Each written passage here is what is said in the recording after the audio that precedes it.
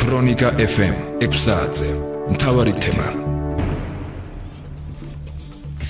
საღამოშვიდობის პირდაპირ ეთერშია ქრონიკა FM, დღის სტუმარი და ჩვენი გადაცემის სტუმარი დღეს გახლავთ ანალიტიკოსი ზაალ ანჯაფარიძე. ქრონიკა FM 6 საათზე. სტუმარი. მივესალმებით მსმენელებს, მივესალმებით ჩვენ სტუმარს, საღამოშვიდობის ბატონო ზაალ, დიდი მადლობა მოგზანებისთვის. მსმენელებს შევახსენებ ტელეფონის ნომრებს 292 1188 292 1199. უკაცრავად შეგიძლიათ დაარეკოთ ამ ნომრებზე და დაასვათ ჩვენ სტუმართან შეკითხვებით, უკვე ასეთი შეკითხვა გექნებათ.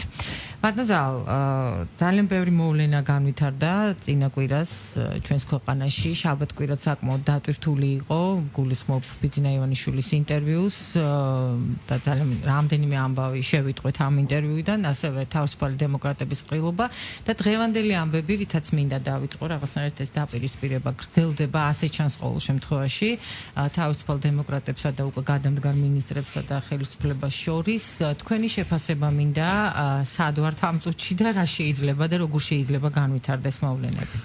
კიდევ ერთხელ მოგესალმებით, მივესალმებით თქვენს მსმენელს. რაც შეეხება შეფასებას, მე მგონი ჩვენ მომსწრე ვართ იმისა, რომ ქვეყანაში იწყება ახალი პოლიტიკური კონფიგურაციის ჩამოყალიბება, მას შემდეგ რაც თავისუფალმა დემოკრატებმა დატოვეს ადრეს უკვე ოფიციალურად დატოვეს კოალიცია და საკუთარად გამოაცხადეს ოპოზიციურ ძალად და შესაბამისად უკვე ახალი პოლიტიკური რეალობა შეიქმნა, იმით რომ ოპოზიციურ ფლანგზე გაჩნდა ახალი პროდასავლური ორიენტაციის ძალა. რაც ფიქრობ, რომ უფრო მეტ დინამიზმს შეძენს ჩვენს პოლიტიკურ ცხოვრებას, ნახოთ შემდგომში როგორ განვითარდება პროცესები და რამდენად შეძლებს თავისუფალი დემოკრატების პარტია ქმედით უნარიან პოლიტიკურ მოთამაშედ ჩამოყალიბებას, მაგრამ ჯერჯერობით მე ვხედავ იმას, რომ გარკვეული არასტაბილურობა პოლიტიკურ ცხოვრებაში ამოვლინებს შეიტანა.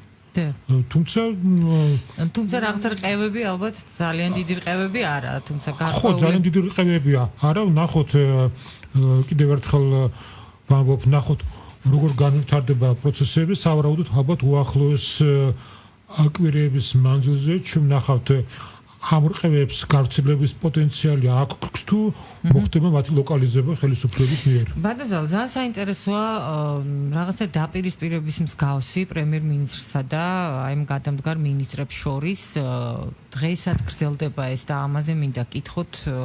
მაია ფანჯიკიძის განცხადება, რომ უნდა გადამდგარიყო პრემიერ-მინისტრი, გუშინ გააკეთა ეს განცხადება იმედის ეთერში, ტელეკომპანია იმედის ეთერში, რასაც დღეს ასევე მოყვა პრემიერის პასუხი. შემდეგ კვლავ მაია ფანჯიკიძის პასუხი. რასთან გვაქვს საქმე?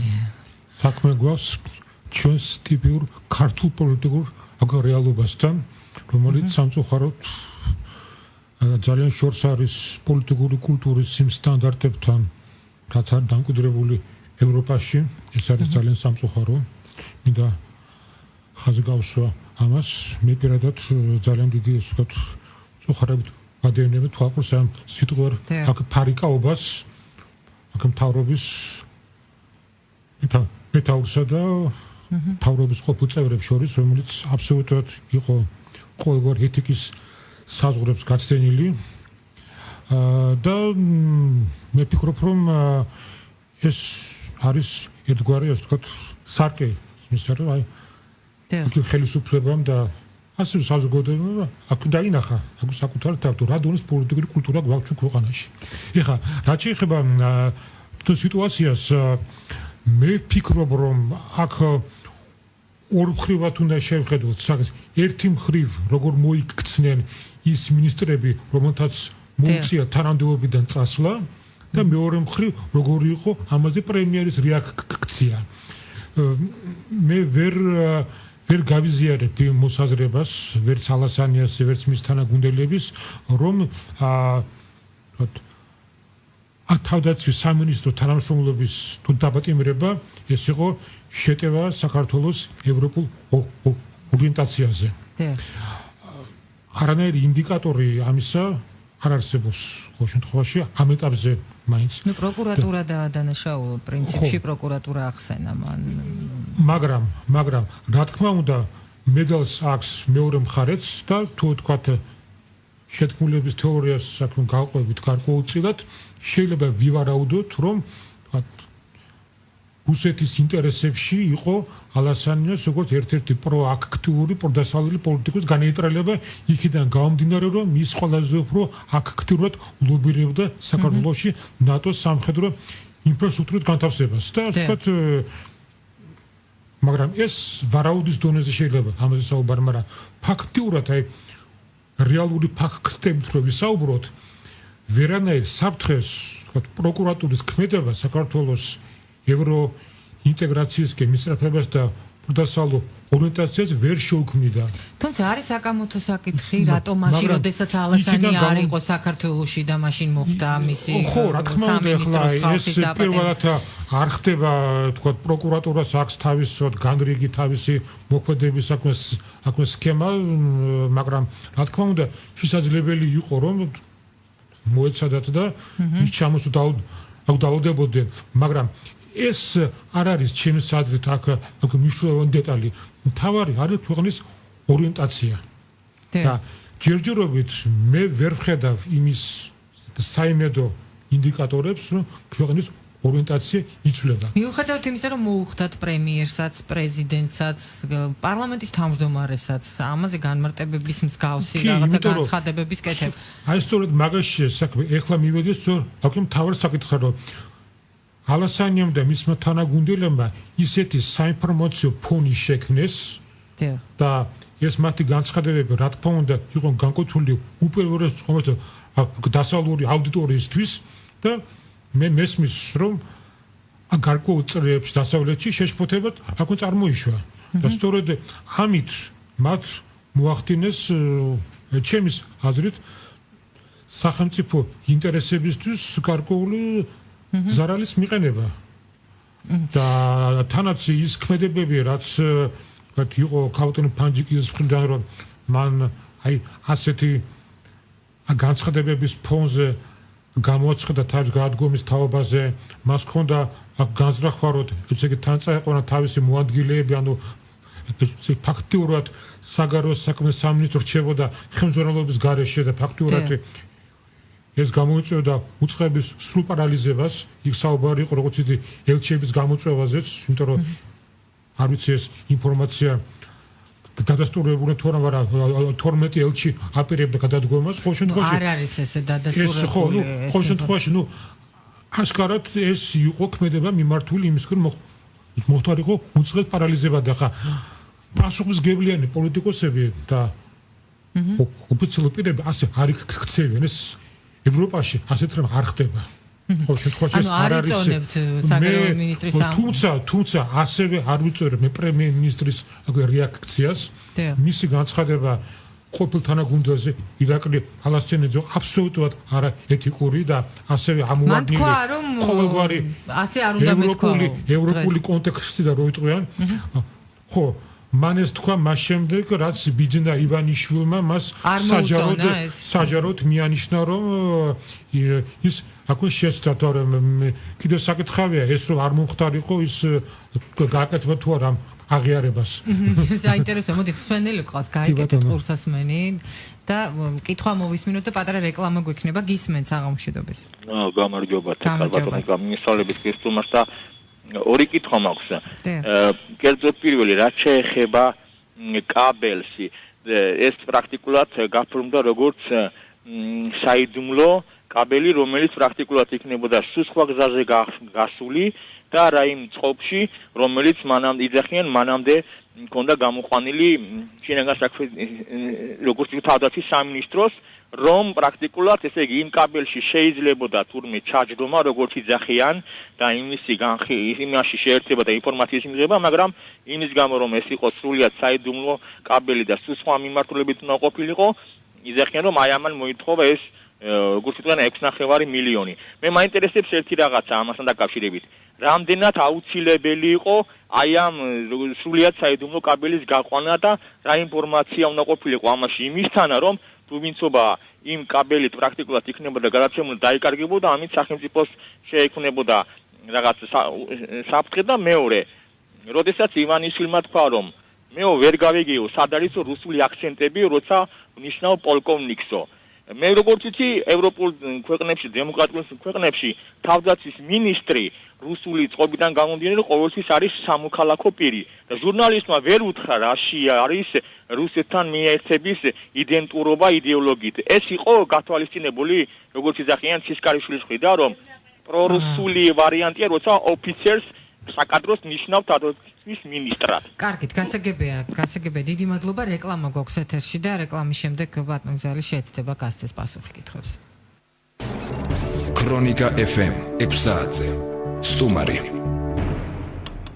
ბრუნდებით პირდაპირ ეთერში ანალიტიკოსი ზალ ანჯეფარიძე გახლავთ ჩვენი გადაცემის სტუმარი. ბატონ ზალ, მოდით შეეცადეთ გავცეთ პასუხი მსმენელს. ხო, რაც შეეხება კაბელს, ნუ ხა ეს წმინდა ტექნიკური საკითხია და ხა თავდაცვის სამინისტროს შესაძლოა სჭირდებოდა ეს კაბელი იმისათვის რომ უზრუნველყო მისი თქვა იქ კომუნიკაციების კონფიდენციალურობა ხა ამაში პრინციპში გასაკვირი არაფერი არ არის იმ საფრთხეებიდან გამომდინარე რაც ჩვენ სახელმწიფოს აქვს თუმცა კიდევ ერთხელ ვიმეორებ ეს არის წმინდა ტექნიკური საკითხი და ხა ამაზე ალბათ უფრო კომპეტენტურად ისაუბრებენ ამ საქმის სპეციალისტები თუმცა კითხვები გაჩნდა იმასთან დაკავშირებით თუ რამდენად სწორად იყო ჩატარებული ტენდერი და როგორც ცნობილი გახდა ეს თანხა რატომღაც კონტრაქტორ აქვენ კომპანიას პირდაპირ გადაუხადეს თქვათ თანხა დიდი ნაწილი წინასწარ ავანსად აი ეს ბადებს კითხებს იმიტომ როგორც წესი საერთოდ როდესაც ქირობ მოდელად კონტრაქტორ კომპანიას მას აქ თანხას უხდი რამდენიმე ტრანშად იმის დამხევით თუ რამდენად აქ ჯერომეთ ის აქ შეასრულოს ან აქ სამუშაოს და უცებ ასე თქვათ საკონტრაქტო თანხა დიდი ნაწილი გადარიცხვა ეს აქ ბადებს კითხებს ალბათ ამას რა თქმა უნდა რა თქმა უნდა გამოძიება ასევე დაადგენს თქვათ იყო თუ რა შესაძლებელი ამ სამუშაოს უფრო იაფად შესრულება ან თქვათ იქ იზღირებულება ქონდა ამ კაბელს რაც იყო იმ ტენდერში ჩადებული და ასე შემდეგ და რაც შეეხება მეორე კითხვას აქ თავდაცვის მინისტრის დანიშნულზე მას შემდეგ რაც რეფორმების შედეგად თავდაცვის სამინისტრო გახდა სამოქალაქო უწყება ტრადიციულად მას სამოქალაქო პირი ხელმძღვანელობს და აქედან გამომდინარე თქვათ კადრის მზვერავის და თქვათ სამხედრო წოდების მქონე პირის დანიშნვა რა თქმა უნდა კითხვებს ბადებს ამ კუთხით თანაც კითხვებს ბადებს ისიც როგორც სწრაფად იქნა მიღებული გადაწყვეტილება ფაქტურად ღარიბაშვილმა რამდენიმე საათში აქ გამოაცხადა ახალი ministrs კანდიდატურა მას შეუძლეთ მე ველოდი რომ ამაზე რაც ეს იყო სპონტანური როგორ ფიქრობთ აი ვერ გეტყვით ეს იყო სპონტანური შესაძლოა იყო კიდევაც აქ სპონტანური იმიტომ რომ იქ აქ სამინისტროში აქ სიტუაცია დალაგება იყო საჭირო და ის დიდი ხანი ვერ დარჩებოდა ხელმძღვანელის გარეშე ეხლა რთულია აქ გაიგო мотивация რა იყო მაგრამ ფაქტი არის რომ ახალი ხელმძღვანელი ეს არის როგორც ჩანს ღარიბაშვილის სრული ნდობით აღჭურვილი პირი და ის ალბათ იქნება ის პირი ვისგანაც ღარიბაშვილი ალბათ ასეთ სურპრიზებს აღარ მიიღებს ძალიან საინტერესოა დღეს თქვა პრემიერ-მინისტრმა რომ ამერიკასა და ევროპაშიო ვერ მოიხსნა განცდაო რომ საქართველოში მიმდინარეობს პოლიტიკური დევნა და პასუხისმგებლობა დააკისრა გადამდგარ მინისტრებს ისეთ რა არის ღარიბაშვილის ამ განცხადებაში გარკვეული თქვა რაციონალური მარცვალი დევს იმიტომ რომ ისტორიად ის უწყებებია რომელთაც უშუალო მოვალეობაში იყო რომ შესაბამისი ინფორმაცია მიეტანათ საერთაშორისო ორგანიზაციებამდე ჩვენ საერთაშორისო პარტნიორებამდე უცხოურ მთავრობებამდე იმ პოლიტიკის თავობაზე, რასაც ატარებდა ხელისუფლება. ანუ ეს ორი სამინისტრო იყო უშუალო შეხებაში, ანუ ვერ შეძლეს მათ, ანუ აქ ხედავთ რამ იზიარებთ ამ მოსაზრებას, რომ რაღაცნაირად როგორც ღარიბაში რომ არ გასულიყო ქვეყნიდან რეალობა, მიზანმიმართული მუშაობა მიდიოდა ამაზეო და რაღაცა მაინც ნაციონალური მოძრაობის რეფორმებს ლობირებდნენო, ვიდრე ეს რამდენად ღარიბაშვილს ალბათ აქვს უფრო მეტი ინფორმაცია ამის თაობაზე, თუმცა მე პირადად ასეთ შეფასებას ბოლომდე ვერ გავიზიარებ, თუმცა ფაქტია ისიც, რომ რადგანაც განცდა ვერ მოიხსნა იმისა, რომ საქართველოში აპოლიტიკური აღხორციელება ოპონენტების დევნა, ეს მაინც როგორც ჩანს არის იმ ხარვეზების შედეგი, რა ხარვეზების ჰქონდათ თავის მუშაობაში, როგორც საგარეო საქმეთა, ისე ევროინტეგრაციის სამინისტრო ჩვენ საერთოდ, იმიტომ რომ ისინი არიან უშუალო, ვთქვათ ის გამტარი ინფორმაციის ჩვენი ხელისუფლებიდან ჩვენ საერთაშორისო როგორ იქცევა პროკურატურა ბატონო ზალან შინაგან საქმეთა სამინისტრო ან საერთოდ საგამოძიებო უწყებები როგორ იქცევენ ასეთ შემთხვევაში როდესაც ვთქვათ ხდება დაპატიმრებები წინასწარი პატიმრობები რაზეც ძირითადად ჰქონდათ ხოლმე პრეტენზიები დასავლეთში ეს მაინც იყო საგარეო სამინისტროს არის კი რა თქმა უნდა თავარი რა თქვა ტვირთი ანუ ხვედრითი წილი უფრო დიდი იყო სწორედ საგარეო საქმეთა სამინისტროთი ჩვენი საელჩოების და ასე გარკვეულწილად ევროინტეგრაციის სამინისტროსი თუმცა რა თქმა უნდა პროკურატურას რომელსაც აქვს თავისი საერთაშორისო ურთიერთობების განყოფილება ისიც ვალდებული იყო რომ სათანადო ინფორმაცია გაეცა და სათანადო ასთან გამარტება გააკეთებდა რომ რატომ ხდება ასე და რადგან სამის უკან იმიტომ რომ რაკონ დასავლეთში ვინც იცნობს იქაურ აუდიტორიას იცის რომ ისინი არ კმაყოფილდებიან მხოლოდ ზოგადი ინფორმაციით მათ აუცილებლად უნდათ აკონ დეტალური დაწვრილებითი ინფორმაცია მიზეს შედეგობრივი კავშირების ახსნით რატომ ხდება მაგალითად ისე თქვა ბაჩო ახალაია ზისუგა ციხეში 2 წელი თუ არ ცდები და მას უმატებენ ახალ ბრალდებას და მას უგზავდება წინასწარი პატიმრობა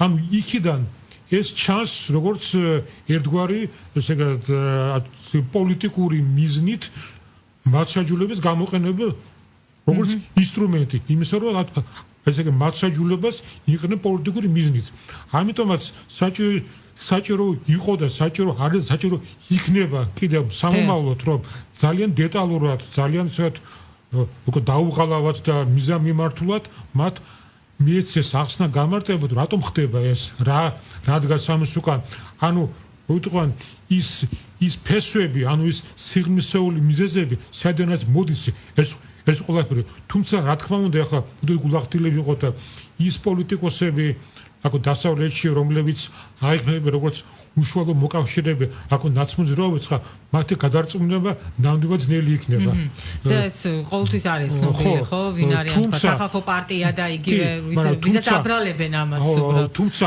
არიან ძალიან ბევრი პოლიტიკოსები ექსპერტები საზოგადო მოღვაწეები რომლებიც უბრალოდ საჭიროებენ ამომწურავ კვალიფიცირებულ მიწოდებულ ინფორმაციას რაც როგორც ჩანს არ ხდება თუ კი ასე არ ხდებოდა ბატონო ზალ და თუ კი ასე არ იქცეოდა ეს სამინისტროები ელჩები 2 წელი გავიდა რაც ეს მინისტრები არიან თავიანთ პოსტზე რამდენჯერმე სხვათაშორის მე მახსოვს და ძალიან ხშირად საგარეო საქმეთა მინისტრს აკრიტიკებდნენ ჯერ კიდევ პრემიერ ივანიშვილის დროს და მერეც მაგრამ ყოველთვის იყო პასუხი მთავრობიდან რომ საუკეთესო მინისტრია რომ ის ძალიან კარგად მუშაობს სამინისტრო გვესმოდა მთავრობის წევრების მხრიდან თუ კი რაიმე პრობლემა იყო ამ 2 წლის მანძილზე იმიტომ რომ საზოგადოებას განცდა უჩნდება რომ ვის ვაქებთ ან ვის ვაკრიტიკებთ მნიშვნელობა არ აქვს საბოლოოდ როგორც დგება შედეგი ასეთი დგება და რატომღაც ძალიან ხშირია ეს ჩვენს ქვეყანაში რატომ არის ამაზე საუბარი მაშინ როდესაც ამ ნაკლოვანებებს ხედავთ მთავრობის მხრიდან ნუ აქ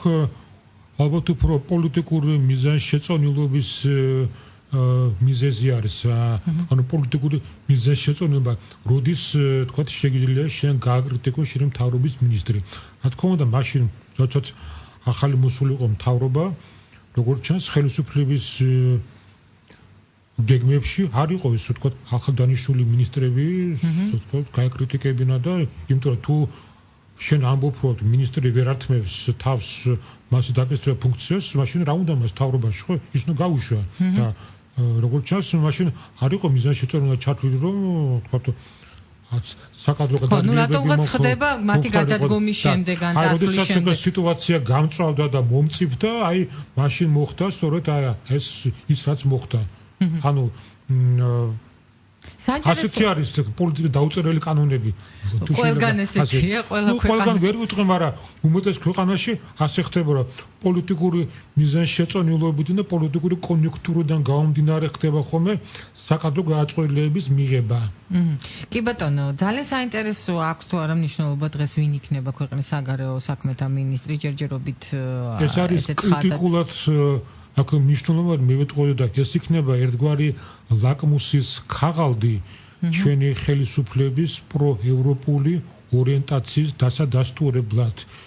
მე დარწმუნებული ვარ რომ ევროპაშიც და ამერიკაშიც თქვენ მოუთმენლად ელოდებიან თუ ვის დაასახელებს პრემიერ-მინისტრი საგარეო საქმეთა მინისტრად და ევროინტეგრაციის სახელმწიფო მინისტრად. ანუ ის თუ აი რა ბიოგრაფიის აქ მქონე ადამიანები გახდებიან მინისტრები, ეს რა თქმა უნდა დიდწილად განაპირობებს მათ აღქმას იმისა, რომ საქართველოს დგას პროევროპულ ორიენტაციის გაზაზე თუ არ დგას. ასევე ევროინტეგრაციის მინისტრიც არის საუბარი. რა თქმა უნდა.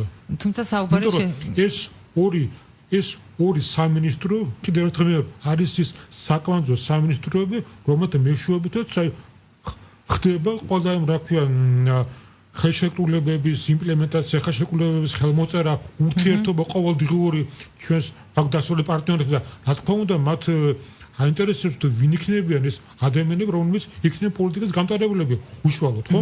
ნახოთ, დაველოდოთ, ძალიან საინტერესოა. კიდევ ერთი კულუარებიდან ქვეყნის მართვასთან დაკავშირებით მინდა გკითხოთ, პრეზიდენტმა გააკეთა ეს განცხადება, რომელიც ბიძინა ივანიშვილმა შემდეგ ამაზე კომენტარი, რომ საკმაოდ უსიამოვნო შეფასება იყო ბიძინა ივანიშვილის მხრიდან. თქვენც ფიქრობთ, რომ რაღაცნაირად ეს ქვეყანა იმართება კულუარებიდან, ამდენიც თქვა არ უნდა ამტკიცოს ბიძინა ივანიშვილმა, რომ ის არ არის ჩართული აქ. ამასთან დაკავშირებით შემიძლია თქვა ერთი რამ, რომ განცდა და აღქმა იმისა, რომ ბიძინა ივანიშვილმა თანამდებობიდან წასვლის შემდეგაც შეინარჩუნა გარკვეული გავლენის და სერიოზული გავლენის ბერკეტები ხელისუფლებაზე. მე ვფიქრობ, რომ ამაზე უნდა გააცეს დადებითი პასუხი. ანუ ეს ნამდვილად არის ასე. თუმცა ახლა რა ხარისხით ამის თქმა რთულია, მაგრამ ნუ ყოველთვის ჩემი აზრით მან ეს გავლენა შეინარჩუნა.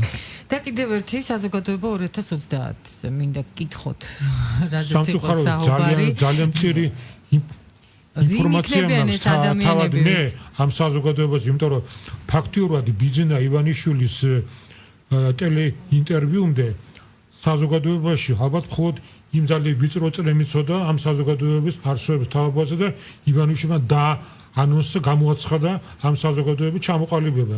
ასე რომ ჩვენ არ ვიცით ხა ვინ არის გაერთიანებული აქ, თუმცა თუ ივანიშვილის თქვათ განცხადებებით ვიმჟელებთ მისი კომენტარები იყო ისეთი, რომ ეს იქნება ერთგვარი ინტელექტუალური ცენტრი, რომელიც იქნება ერთგვარი საპირწონე იმ ექსპერტული წრეებისა, რომელიც დღეს არიან თქვენ ასპარეზზე. და ერთგვარი კონკურენციის რეჟიმისკენ დამყარდება თქვათ მათსა და უკვე არსებულ საექსპერტო წრეებს შორის. ეს საექსპერტო წრეები არ შევლენ ამ საზოგადოებაში, გამორიცხავთ ამას? არა, არ გამოურიცხავ, შეიძლება ნაწილი მათგანი შევიდეს კიდევაც ასე რომ ალბათ დადგება ის დღე, როდესაც ეს საზოგადოება, ასე ვთქვათ, წარდგება აქ საზოგადოების წინაშე გამოვა, ვთქვათ, სამზეოზე და ჩვენ ნახოთ ვინ არიან იქ. 2030 დღეს ამაზე საუბარი ცუდა იყოს თულია. ეს დრო გეჩვენებათ რეალისტურად? რეალისტურად ან მოულოდნელად ან არ ვიცი, რატომ იყო ეს თარიღი დასახელებული. ნუ ეს თარიღი იყო დასახელებული იქიდან გამომდინარე, მე ისე და ისე გამოდივარ ბიძინა ივანიშვილის გამარტივი და რომ ის აპირებს 20 წლის განმავლობაში იყოს პროაქტიურად ჩართული საზოგადოებრივ პოლიტიკურ ცხოვრებაში და ის გეგმები განახორციელოს, რაც მას აქვს. და შესაბამისად ეს საზოგადოებრივი ორგანიზაციაც ალბათ იქნება ერთ-ერთი ინსტრუმენტი, რომელიც მას დაეხმარება ამ გეგმების განხორციელებაში. შესაბამისად სახელწოდებაც და ვთქვათ ეს თარიღი სწორედ აქედან გამომდინარე იქნა შერჩეული. მან გამორიცხა დაბრუნება პოლიტიკაში. ნუ რაღაცა სასწაული უნდა მოხდესო და ამას არ ვაპირებო. რამდენად სწორი იყო მისი წასვლა პოლიტიკიდან დღევანდელი გადმოსახედიდან? მე ვიზიარებ იმ ადამიანების აზრს, ვინც თulis რომ მისი წასვლა პოლიტიკიდან არ იყო მთლად გამართლებული. ეს რაც აირია ამის გამო აირია, ფიქრობთ და მას მოუწია სწორედ ერთგვარად ესეც იყო მიზეზი, იმიტომ რომ უბრალოდ ხალხმა ნდობის მანდატი მისი ფაქტურად ბიძინა ივანიშვილს და ის მთავრობა, რომელიც მან დატოვა, ის კი ამბობს ძალიან ეფექტური მთავრობაა, მაგრამ ნუ ამ მთავრობას ხანდახან მოსდის საკმაოდ კრიტიკული შეცდომები. მან თქვა რომ მისი ფავორიტი არ არის ირაკლი ღარიბაშვილი, მისი ფავორიტი იქნება ადამიანი, რომელიც ქვეყანას კარგად მართავს. მის მოსაზრებას ნამდვილად ვერ გავიზიარებ, მისი ფავორიტი სწორედაც რომ არის ღარიბაშვილი და ვთქვათ ეს ჩანს ყველაფერში და ამის ძალიან ბევრი ინდიკატორი არსებობს. არ მოეწონა მისი გამონათქვამები თავისუფალი დემოკრატების მიმართ და ეს თმან ღიად თქვა, მაგრამ მასწავლებელმა მოწაფეს ვთქვათ ყური აუწიეთ შეიძლება ასე ითქვას. და ბოლო კითხვა მინდა დაგისვათ, კოალიცია დაიშლება თუ არა საბოლოოდ, როგორ ფიქრობთ? ისეთ რა არის ჩემი ვარაუდით შეიძლება ვცდები, მაგრამ რატოღაც გონია რომ 2016 წლის არჩევნებამდე კოალიციას მინიმუმ ერთი წევრი გამოაკვდება. რესპუბლიკელები. რატომღაც ასე მგონია, იმიტომ რომ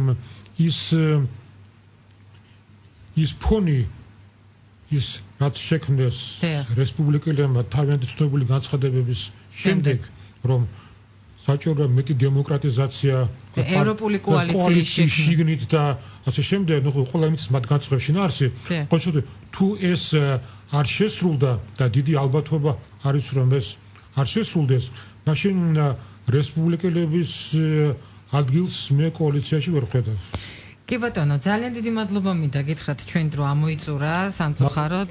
ზალან ჯაფარიძე ანალიტიკოსი გახდათ დღევანდელი ჩვენი გადაცემის სტუმარი. ჩვენი ეთერი გრძელდება საინფორმაციო გამოშვებებით, შეიტყობთ ახალ ამბებს. ჩვენ ზუსტად ამ დროს ხვალ ამავე არხზე დავბრუნდებით პირდაპირ ეთერში ნახვამდის. ქრონიკა FM 6 საათზე.